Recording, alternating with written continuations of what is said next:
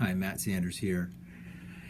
I want to talk to you today about forgiveness. I might do a few uploads on this one, but for today I just want to give a brief message telling you a true story about a man named Carl Ray and his forgiveness story, and then a brief suggestion on what to do if you're dealing with forgiveness issues.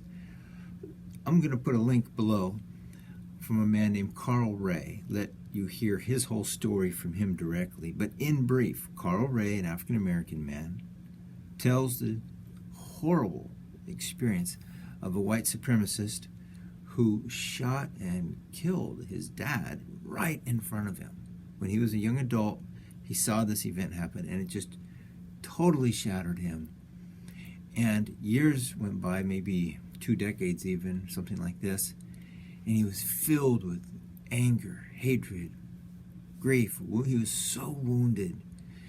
And he met a man one day, and the man said, "You want to know how to be free of all that anger?" And Carl Ray said, "What are you talking about?" He says, "You can be free of that anger. You want to know how?"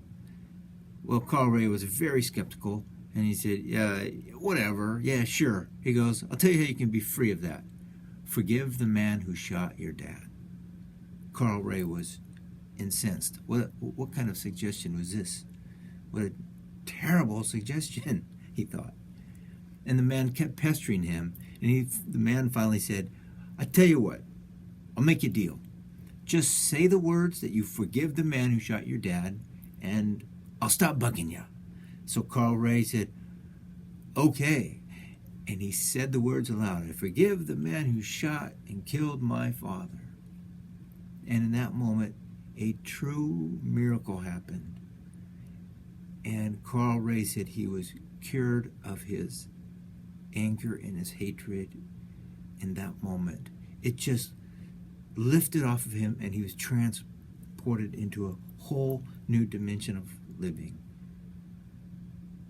It's powerful to hear him tell the story, so I recommend you listen to him tell it himself. And that was a secret for him. Instead of being filled with hatred and nurturing that, instead of nurturing the hate, learn to let go. To forgive doesn't mean that we condone the action. It just means we stop poisoning ourselves and poisoning others with our hatred. So, a suggestion, there's a lot of things that help if we're dealing with forgiveness issues, but the one that I want to suggest for you comes from the words of Christ, Matthew chapter 5, verses 43 and 44. This is a Sermon on the Mount. Jesus says, "You have heard that it was said, 'You shall love your neighbor and hate your enemy.' But I say to you, love your enemies and pray for those who persecute you." So, if you're having a struggle with somebody or group of people, I recommend don't nurture thoughts such as, like cursing them in your mind, being filled with anger over and over. Breathe and bless them, send them a blessing.